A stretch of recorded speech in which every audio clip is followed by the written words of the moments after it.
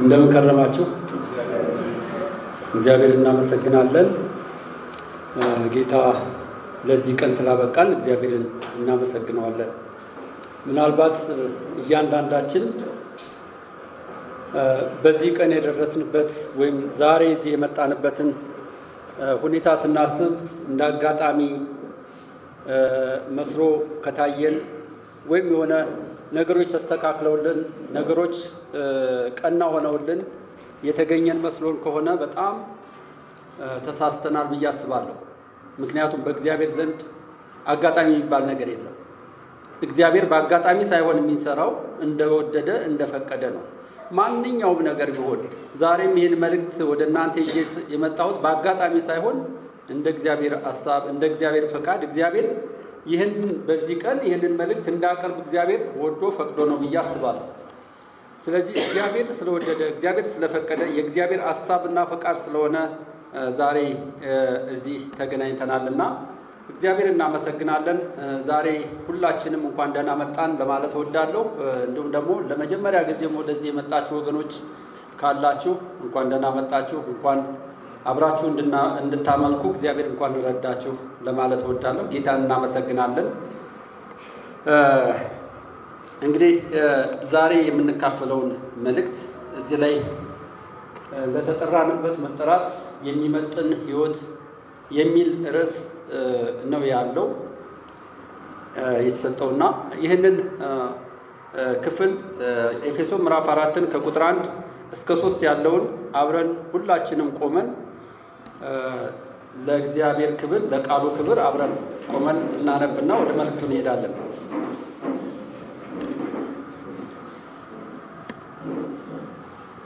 እንግዲህ በጌታ እስረኛ የሆንኩ እኔ ለተጠራችሁበት መጠራት እንደሚገባ ትመላለሱ ዘንድ እለምናችኋለሁ። በትሕትና ሁሉና በየዋህነት በትዕግስትም እርስ በርሳችሁም በፍቅር ታገሱ። በሰላምም ማሰሪያ የመንፈስን አንድነት ለመጠበቅ ትጉ። እንጸልይ። ጌታ ሆይ በዘላለም ፍቅር ስለወደድከን እናመሰግንሃለን። የማያልፍ ሕይወትን ስለሰጠህን፣ የማይጠፋ ሕይወትን ስለሰጠህን፣ ከዘላለም ሞት ወደ ዘላለም ሞት ስላሻገርከን፣ የመንግስትህ ወራሾችና አገልጋዮች ስላረከን እጅግ እናመሰግንሃለን። ጌታ ሆይ እዚህ በመገኘታችን በእውነት አንተን እንድናከብር አንተን ጌታ ሆይ አንተ የምትከብርበትን አንተ የምትደሰትበትን እኛም ደግሞ የምንባረክበትን ነገር አግኝተን እንድንሄድ እንድትረዳን እንለምንሃለን። በማስተዋል ቃልህን እንድንሰማ አንተ እርዳን። እግዚአብሔር ሆይ የቃልህን ፍቺ አንተ አብራልን፣ አንተ ግለጽልን። እግዚአብሔር አምላክ ሆይ አንድም ነገር ሳይቀርብን ከአንተ ተምረን ጌታ ሆይ ከአንተ ተመክረን መለያየት እንድንችል እርዳን።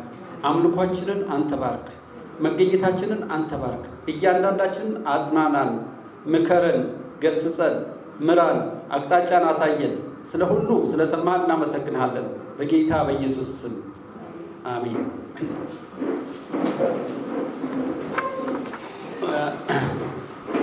ከዚህ ክፍል እንግዲህ የምንመለከተው ቁም ነገር አለ ብዬ አስባለሁ። እግዚአብሔር የሚያስተምረን እግዚአብሔር የሚመክረን ብዙ መልካም ነገር እንዳለ እገነዘባለሁ እና እግዚአብሔር እንግዲህ በዚህ በመገኘታችን እግዚአብሔር እንዲናገር፣ እግዚአብሔር እንዲያስተምረን፣ እግዚአብሔር እንዲገስጸን፣ እግዚአብሔር እንዲመክረን፣ እግዚአብሔር እንዲያጽናናን፣ እግዚአብሔር አቅጣጫን እንዲያሳየን ሁላችንም በተዘጋጀ ልብ በተዘጋጀ መንፈስ በመንፈስ ቅዱስ ምሪት እዚህ በመገኘታችን እግዚአብሔርን ልናከብር ይገባናል። ሐዋርያው ጳውሎስ ይህንን መልእክት የት ሆኖ እንደጻፈው ሁላችሁም ታውቃላችሁ ብዬ አስባለሁ። ይህን መልእክት የጻፈው በሮም እስር ቤት ሆኖ ነው። በሮም እስር ቤት ሆኖ በእስር ላይ እየማቀቀ በእስር ላይ በመከራ ውስጥ እያለ በእስር ቤት ሆኖ እንደዚህ ያለ መልእክት ሲጽፍልን እንግዲህ ሐዋርያው ጳውሎስ በዚህ አይነት ሁኔታ ውስጥ ሆኖ ለእኛ ደግሞ ወይም ለእኛ ለሰሚዎቹ ወይም በዚያ ጊዜ ለነበሩት ለኤፌሶን ክርስቲያኖች የሚላቸው ነገር ምንድን ነው? ለተጠራችሁበት መጠራት የሚመጥን ሕይወት እንዴት መኖር እንዳለብን ይናገራል። ሐዋርያው ጳውሎስ ኤፌሶን ብቻ አይደለም በሮም እስር ቤት ብዙዎቹን መልእክቶቹን የጻፋቸው በእርግጥ በእስር ቤት ሆኖ ነው። ብዙዎቹን አብዛኛዎቹን መልእክቶቹን ግን በተለይ በሮም እስር ቤት በነበረ ጊዜ በአንድ ጊዜ የጻፋቸው 3 መጽሐፍት አሉ። በተለይ ይሄ ኤፌሶን አሁን እያየነው ያለነው ኤፌሶን፣ ቆላስያስ እና ፊልጶስ መልእክቶች እነኚህ በሮም እስር ቤት ሆኖ በአንድ ጊዜ የጻፋቸው እንደሆኑ ይታመናል ወይም ይታወቃል። በዚህ እስር ቤት ውስጥ በነበረበት ጊዜ እንግዲህ የጻፋቸው መልእክቶች የሚያስገርሙ ናቸው፣ የሚያጽናኑ ናቸው፣ የሚያበረታቱ ናቸው፣ የእግዚአብሔርን ፍቅር አጉልተው የሚያሳዩ ናቸው፣ የእግዚአብሔርን ምሕረት አጉልተው የሚያሳዩ ናቸው። በተለይ የኤፌሶን መጽሐፍና ቆላስያስ አንድ ቅጂ እንደሆኑ ይነገራል። በጣም ሪሌቲቭ የሆኑ በጣም ግንኙነት ያላቸው አንዱ ሀሳብ ከአንዱ ነጥለን የማናየው አንዱን ሀሳብ ደግፎ የሚናገር ክፍል እንደሆነ እናያለን እና በተለይ ዛሬ በምንመለከተው ክፍል ላይ በኤፌሶን መጽሐፍ የመጀመሪያዎቹ 3 ምዕራፎች ጳውሎስ እግዚአብሔር በክርስቶስ ኢየሱስ በኩል ያደረገልንን ታላቅ የመዳን መንገድ፣ ደህንነትን፣ የተመረጥን መሆናችንን፣ እግዚአብሔር ቤተሰቦች መሆናችንን አጉልቶ ያሳያል። እናንተን በሰማያዊ በረከት የባረካችሁ ብሎ ይናገራል። በተለይ ምዕራፍ 1 ላይ ቁጥር 3 ላይ ስንመለከት በሰማያዊ በረከት፣ በምድራዊ በረከት ሳይሆን በሰማያዊ በረከት ምን ያክል እንደተባረክን ይናገራል። ሰው ለምድራዊ በረከት ይሯሯጣል። ለምድራዊ በረከት ጊዜውን፣ ሰዓቱን፣ ሁሉ ነገሩን፣ ህይወቱን ሁሉ አሳልፎ ይሰጣል። እኛ ግን በራሳችን ስራ ሳይሆን በእኛ ስራ፣ በእኛ ድካም፣ በእኛ ኃይል ሳይሆን በሱ በጸጋው በሰማያዊ በረከት ተባርካችኋል ይላል ምዕራፍ 1 ላይ ስንመለከት ከቁጥር 3 እስከ 5 ያለው። እንዲሁም ደግሞ ለዚያ በረከት ያበቃል እኛን አበጃጅቶ ቀድሶ ንጹሕ አድርጎ እንከን የሌላችሁ ሆኖ አድርጎ ነው እንደዚያ እንዳደረገን ይናገራል። ወደ ምዕራፍ 2 ላይ ስንሄድ ደግሞ እግዚአብሔር በምሕረቱ ባለጸጋ ስለሆነ ከወደደንም ከትልቅ ፍቅሩ የተነሳ በኃጢአታችን ሙታን እንኳን በሆንን ጊዜ በክርስቶስ ኢየሱስ በኩል ምን ሰጠን? ሕይወት ሰጠን። የማይጠፋ ሕይወት ሰጠን። የማያልፍ ሕይወት ሰጠን። በጸጋ ድናችኋል። ይህም የእግዚአብሔር ስጦታ ነው እንጂ ከእናንተ አይደለም፣ ማንም እንዳይመካ። የሚመካበት ነገር ምንም የለም።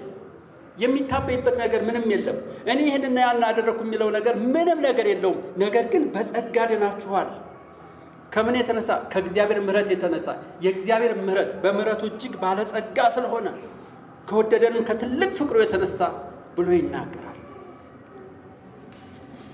ቀጥሎም ሲናገር እኛን የከሰን የነበረውን የኃጢአትን ዕዳ አስወግዶ በመስቀል ላይ ጠርጎ ተመንገድ አስወግዶት እኔና እናንተን ደግሞ የእግዚአብሔር መንግስት ወራሾች እንዳደረገን ይናገራል። የመንግስቱ ወራሾች እንድንሆን አደረገን ይላል።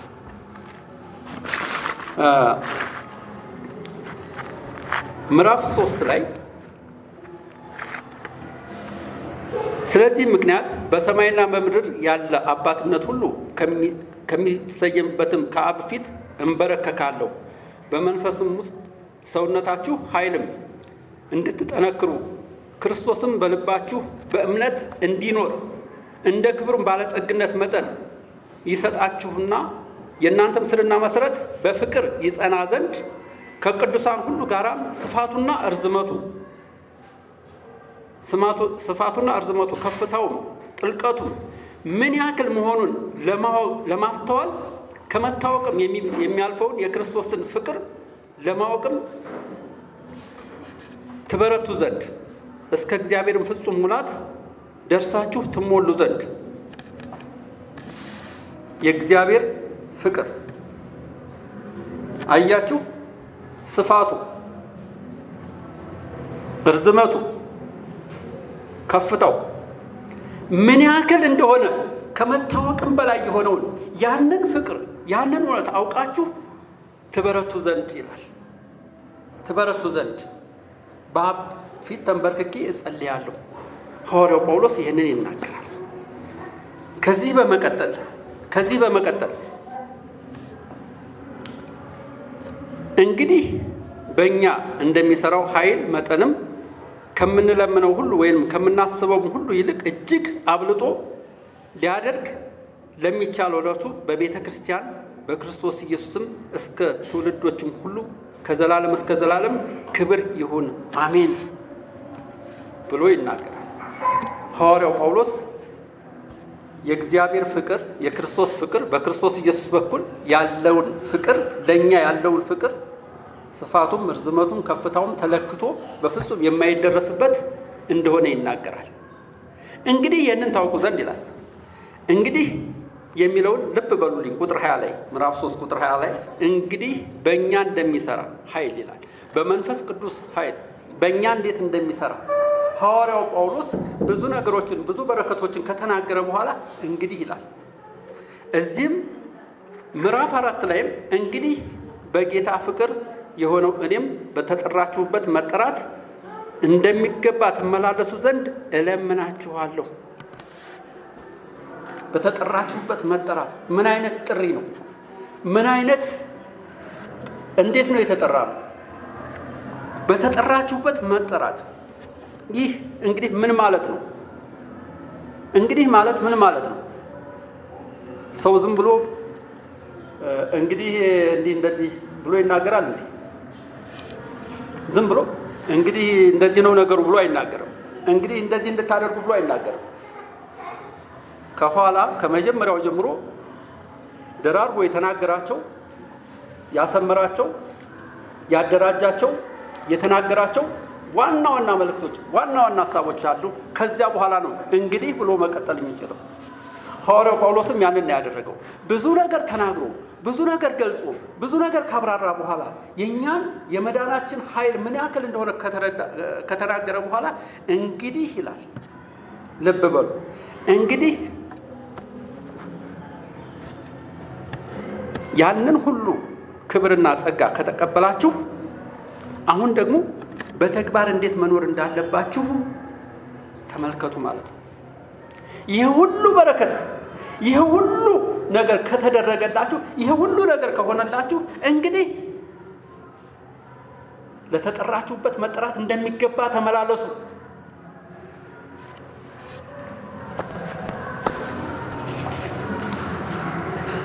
ጌታ ኢየሱስ ክርስቶስ በሉቃስ ወንጌል ምዕራፍ 17 ቁጥር 10 ላይ ይመስለኛል ብዙ ከተሰጠው ምን ይፈለግበታል? ምን ይጠበቅበታል? ብዙ ይጠበቅበታል።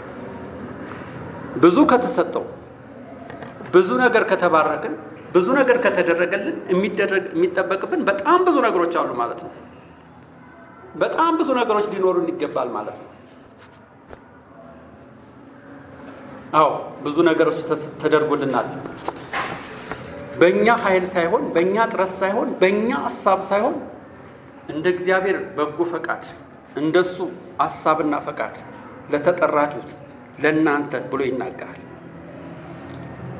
ዛሬ የምናየው እንግዲህ እግዚአብሔር በክርስቶስ የሰጠንን ታላቅ ጥሪ የሚመጥን ሕይወት መኖር እንዳለብን እንድናውቅ፣ ለተጠራንበት ጥሪ ለዳንበት መዳን ተመጣጣኝ የሆነ ሕይወት፣ ተመጣጣኝ የሆነ ለአንድ ለምትገዙት ዕቃ፣ ለአንድ ለገዛችሁት የሆነ ነገር ለዚያ ተመጣጣኝ ክፍያ ከፍላችሁ እንደምትወስዱት ማለት ነው። ተመጣጣኝ ክፍያ ከፍላችሁ እኛም ለተጠራንበት መጠራት ተመጣጣኝ የሆነ ሕይወት እንዴት መኖር አለብን?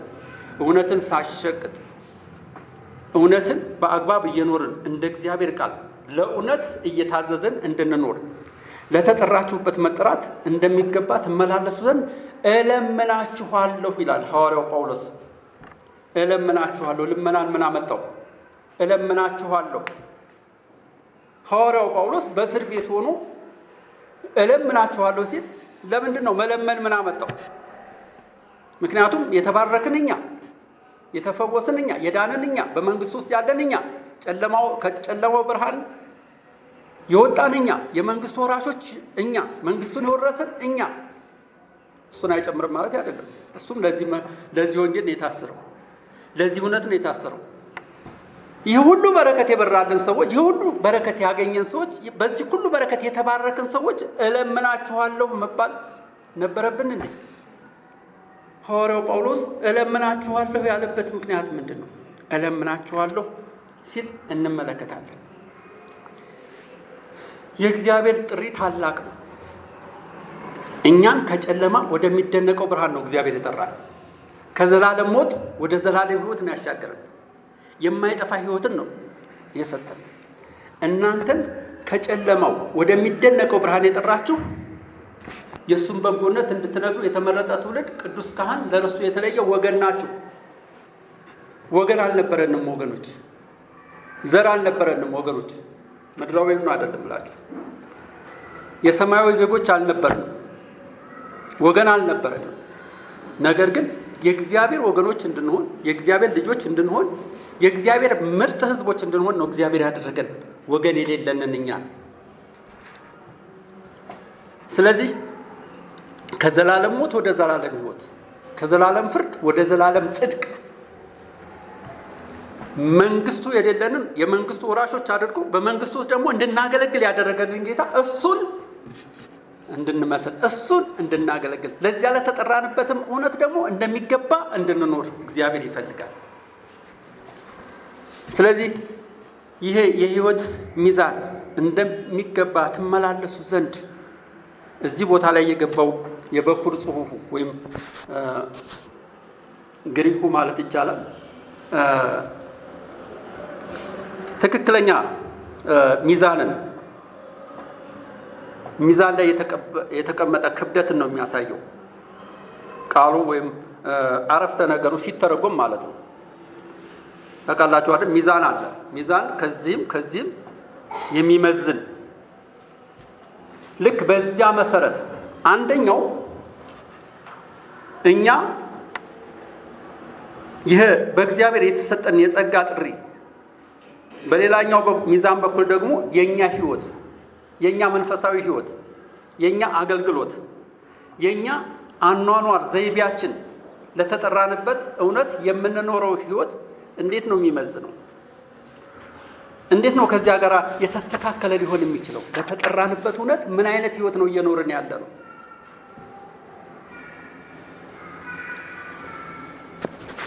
ለዚህ ህይወት እንደሚገባ ተመላለሱ ነው የሚለን።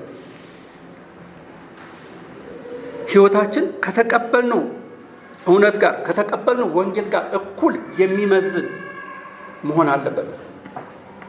ክርስቲያን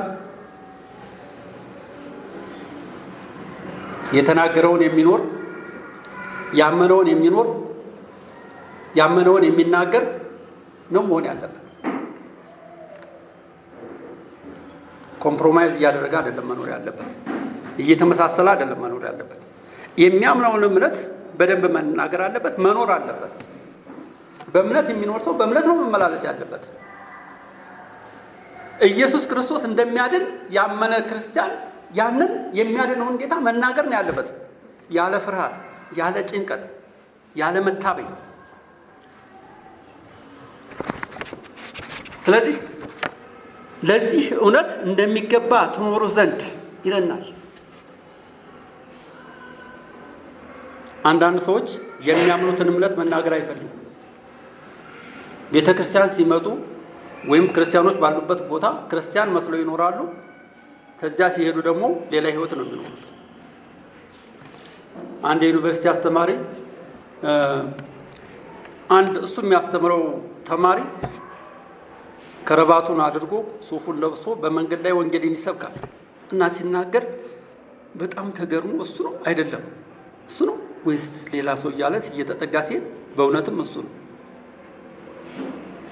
አይ ካንተስ ወንጌልን አልቀበልም ብሎ ተዘወር አለ። ምክንያቱም ህይወቱን ያውቀው ስለነበረ፣ ምልልሱን ያውቀው ስለነበረ። ምናልባት ያስቸገረው ተማሪ ሊሆን ይችላል። ምናልባትም በዚያ በዩኒቨርሲቲ አካባቢ የሚያደርጋቸው የማይሆኑ የክርስትናን ባህሪ የማይገልጹ ህይወት ሲመላለስ አይቶት ሊሆን ይችላል። እኛ ግን እንደዚህ መሆን የለብንም። ቁጥር 2 ላይ እዚህ ቁጥር 2 ላይ በተለይ ወደ በርካታ ሐሳቦችን ይናገራል።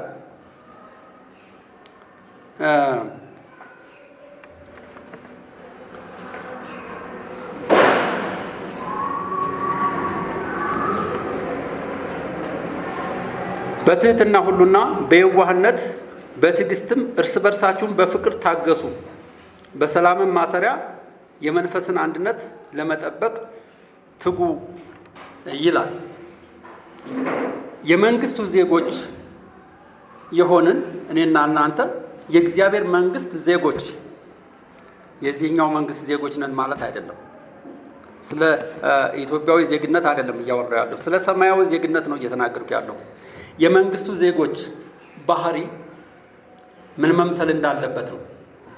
የመንግስቱ ባህሪ ወይም መለያችን ወይም አይዴንቲታችን መታወቂያችን ምንድን ነው? የክርስቲያን መታወቂያ አላችሁ። እያንዳንዳችሁ መታወቂያችሁን አይቶ አንድ የሆነ መስሪያ ቤት ወይም የሆነ አካል የእናንተን ማንነት የእናንተን ምንነት በደንብ አጣርቶ ማወቅ ይችላል በመታወቂያችሁ። በተለይ አሁን ፋይዳም አለ፣ እንደገና የቀበሌ መታወቂያም አለ። እነኚህ ሁሉ የእናንተን ማንነት በደንብ አጥርቶ የሚያስረዳል። ስለዚህ ለሚጠይቃችሁ አካል ምንም ችግር የለበትም፣ በደንብ ማንነታችሁን መረዳት ይችላል። እኛ ግን ከዚያ በተለየ ደግሞ የመንግስተ ሰማይ ዜጎች ነን ወይም የእግዚአብሔር መንግስት ዜጎች ነን። ጳውሎስ ለጥሪያችን የሚመጥን ሕይወት መኖር እንዳለብን ነው የሚናገረው። እነኚህ አራት መሰረታዊ ነገሮችን እንድናይ ይነግረናል። አንደኛው ትህትና ነው። በእግዚአብሔር መንግስት ውስጥ የሚኖር ክርስቲያን ትህትና፣ ትሁት ሆኖ መኖር። ሐዋርያው ጳውሎስ ይህንን በሮም እስር ቤት ሆኖ ሲጽፍ የሮም ዜግነት ወይም ቢኖረውም እንኳን የሮም መንግስት እንዴት እንደፈቀደለት አይታወቅም። ምክንያቱም በሮም ትህትና የደካማነት ደካማ ሆኖ እንደመቆጠር ነው የሚታወቀው። ስለዚህ ትህትና ማለት ትሁት ማለት ደካማነት ነው የሚያሳየው። ዛሬም በእኛም ሀገር ቢሆን አንድ ሰው ትሁት ከሆነ እንደ ሞኝ ነው የሚቆጠረው። ትሁት የሆነ ሰው አይመሰገንም። ትሁት የሆነ ሰው አይወደድም። ቤተሰቦቹም እንኳን ላይወዱት ይችላሉ። የሚታገስን ሰው ማንም ሰው አይወደው። ቆጣ የሚል ቶሎ ለመጣበት ነገር ቶሎ ምላሽ የሚሰጥ ሰው ነው የሚወደደው አብዛኛውን ጊዜ። በተለይ በሮም ትህትና በጣም አሳፋሪ ነው። ግን በእግዚአብሔር መንግስት ውስጥ ስንኖር ትህትና፣ ራስን ዝቅ አድርጎ መኖር በእግዚአብሔር መንግስት ውስጥ የሚፈለግ ዋናው መሰረታዊ ነገር ነው።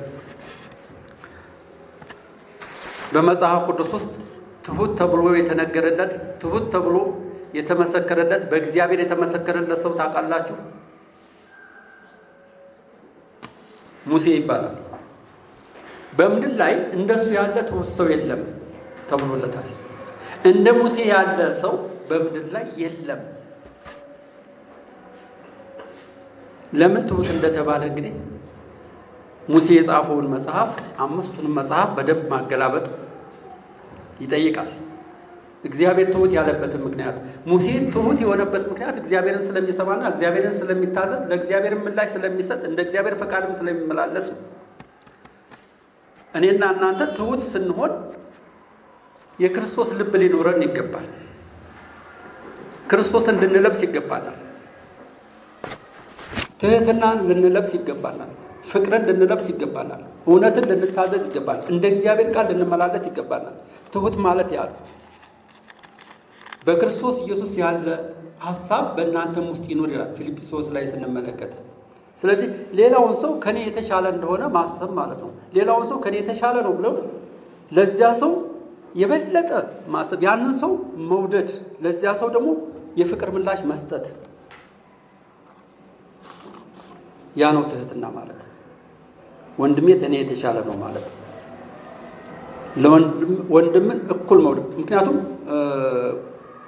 መጽሐፍ ቅዱስ እንደሚነግረን የክርስትና ጥጉ እግዚአብሔር አምላክህን በፍጹም ልብህ፣ በፍጹም ነፍስህ፣ በፍጹም ኃይልህ ውደድ፣ ወንድምህንም እንደ ራስህ አድርገህ ውደድ ማለት ነው። አይደለም። አንዱን ከአንዱ ማበላለጥ አይደለም፣ ወይም አንዱን ማግለል አይደለም። የጥላቻ ወይም የማራቅ ወይም ሌላውን የመግፋት ስሜት አይደለም በክርስትና ውስጥ ሊታይ የሚገባው። ግን የክርስቶስን ልበሱት ነው የሚለን መጽሐፍ ቅዱስ።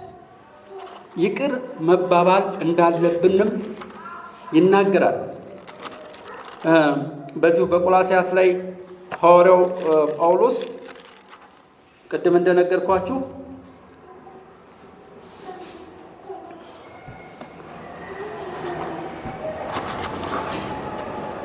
እንግዲህ ፍቅርን፣ ቸርነትን፣ በጎነትን፣ የዋህነትን ልበሱት ብሎ ይናገራል። ልበሱት፣ እንደ ልብስ ልበሱት። ያ የክርስቶስ ልብ ወይም ክርስቶስ ኢየሱስን ልንለብሰው ታዘናል። ክርስቶስ ኢየሱስን የምንለብስ መሆን አለብን። ክርስቶስ ኢየሱስን የምናሳይ መሆን አለብን።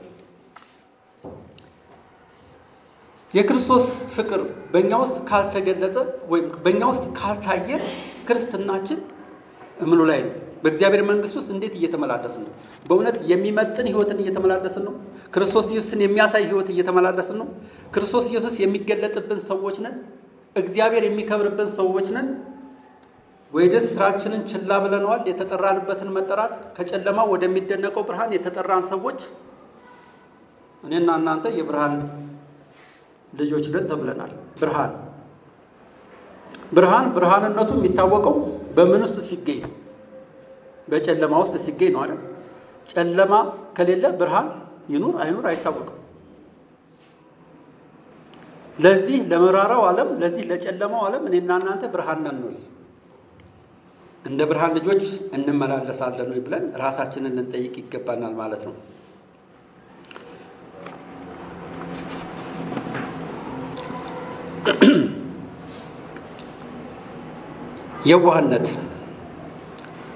የዋህነት ማለት በቁጥጥር ስር መሆን ማለት ነው። የዋህነት ማለት አሁንም የዋሆችን ሰዎች ብዙዎች ሰዎች እኛ ብልጥ ነን የሚሉ ሰዎች የዋሆችን አይፈልጉም። የዋህነት ቅንነት ያስንቃል። ነገር ግን በእግዚአብሔር መንግሥት ውስጥ ለሚኖሩ ሰዎች ደግሞ የዋህነት ተፈላጊ ነገር ነው። የዋሆች በመንፈስ ቅዱስ ቁጥጥር ስር ስለሚሆኑ ነው። ፈረሶች፣ የዱር እንስሳቶች በልባብ እንደሚገሩ ሁሉ እኔና እናንተን ደግሞ የሚገራን እኔና እናንተን ደግሞ የሚቆጣጠረን መንፈስ ቅዱስ ነው። የእግዚአብሔር ቃል ነው። በእግዚአብሔር ቃል መመራት ስንችል ነው ወደ ትህትና መምጣት የምንችለው፣ ትሁቶች መሆን የምንችለው። ትህትና እጅግ መሰረታዊ ነገር ነው በእግዚአብሔር መንግሥት ውስጥ ስንኖር ማለት ነው። ስለዚህ ለተጠራንበት መጠራት በትዕግስት መኖር የምንታገሳቸው ብዙ ነገሮች አሉ። ራሳችንን በመግዛት ራሳችንን የምንገዛ ሰዎች መሆን አለብን።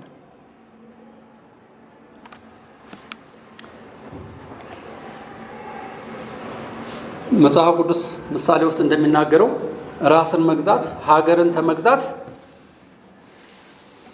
ይበልጣል ይላል።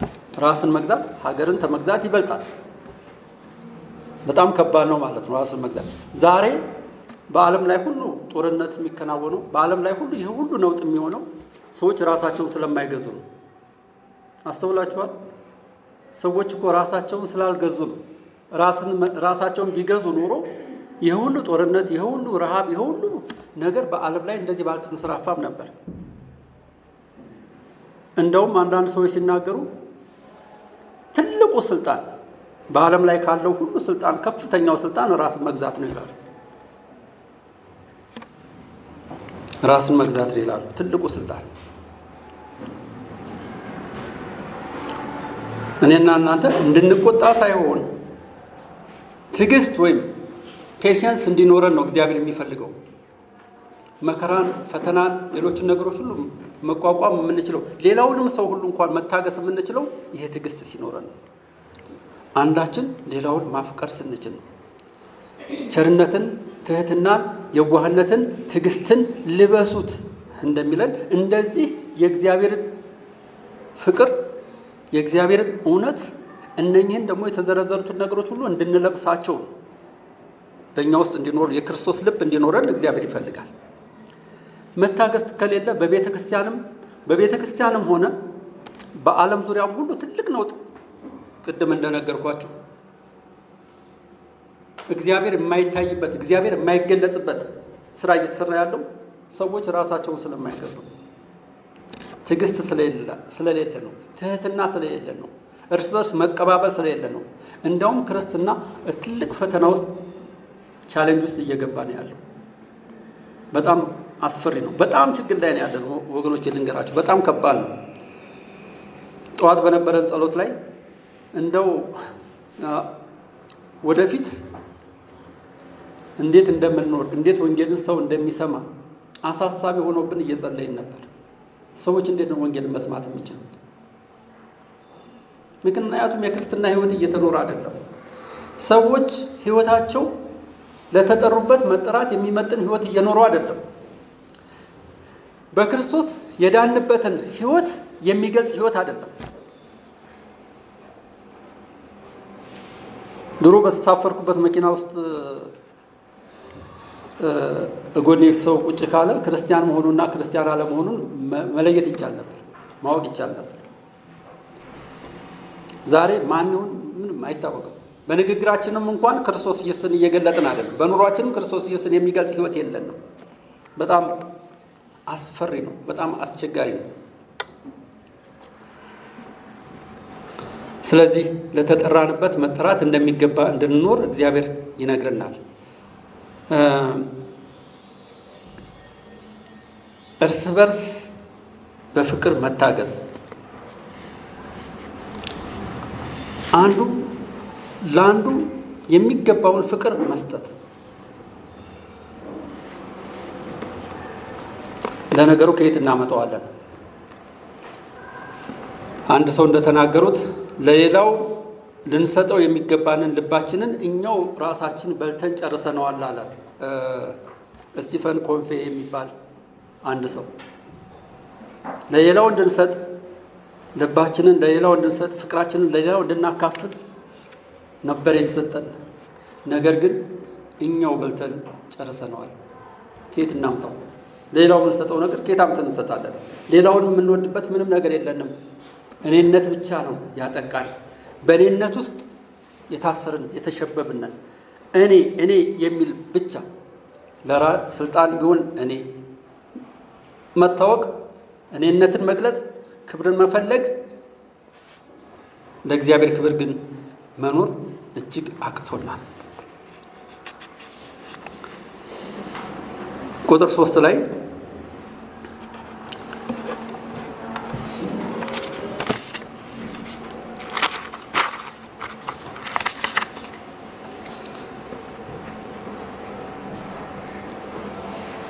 የመንፈስን አንድነት ለመጠበቅ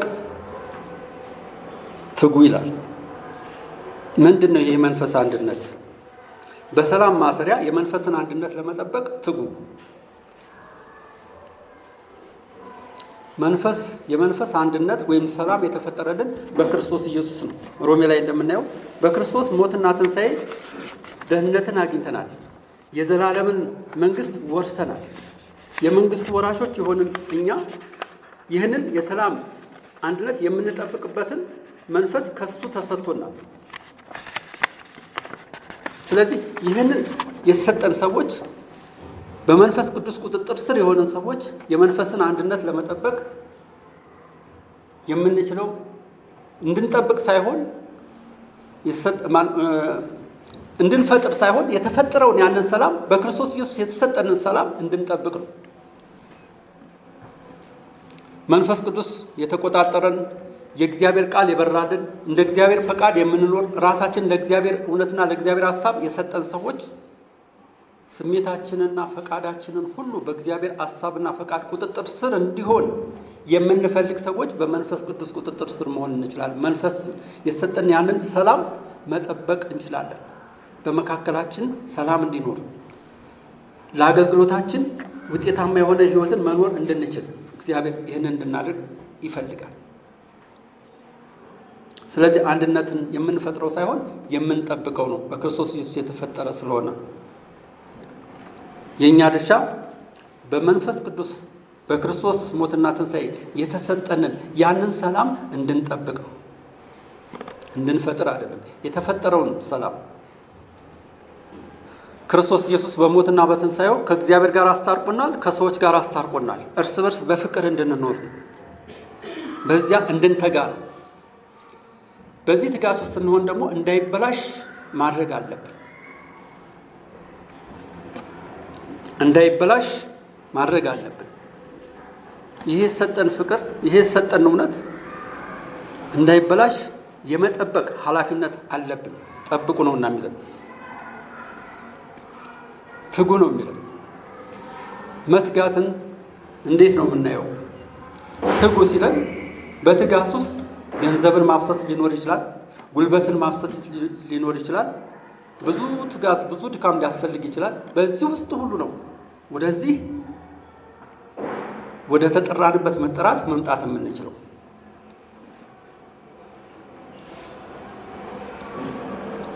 ስለዚህ በቤተ ክርስቲያን ውስጥ ያለ አንድነት እንዳይበላሽ፣ በቤት ውስጥ ያለ በትዳር ውስጥ ያለ አንድነት እንዳይበላሽ፣ በማህበረሰቡ መካከል ያለው አንድነትና ፍቅር እንዳይበላሽ መጠበቅ አለብን። በክርስቶስ ኢየሱስ የተሰጠንን ሰላም ችላ ማለት የለብንም። በፍቅር የተጠራን ሰዎች ስለሆነ፣ ከዘላለም ሞት ወደ ዘላለም ሕይወት የተጠራን ሰዎች ስለሆነ፣ የብርሃን ልጆች ስለሆነ፣ ቅድም እንደነገርኳቸው ሐዋርያው ጳውሎስ እስከ ምዕራፍ 3 ድረስ ለእኛ የተሰራልንን ስራ ሁሉ ይናገርና ከምዕራፍ 4 ጀምሮ እስከ ምዕራፍ 6 ድረስ ያለው ደግሞ በእንዲህ አይነት መንገድ ኑሩ ነው የሚለው። በብርሃን ተመላለሱ ነው የሚለው። ሰላማችሁን ጠብቁ ነው የሚለው። በትዕግስት በፍቅር በታማኝነት ትጉ ነው የሚለው። ይህን እንድናደርግ ነው የተጠራ ነው። ስለዚህ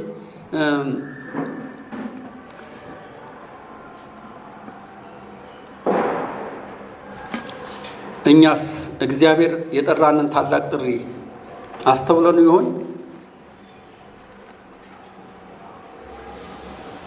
ይህ ጥሪ በተግባር የሚገለጥ የፍቅር የሰላምና የአንድነት ሕይወት ነው። እንድንኖር የተጠየቅንበት ዋናው መሰረታዊ ነገር ይሄ ነው። ዛሬ ራሳችንን እንጠይቅ።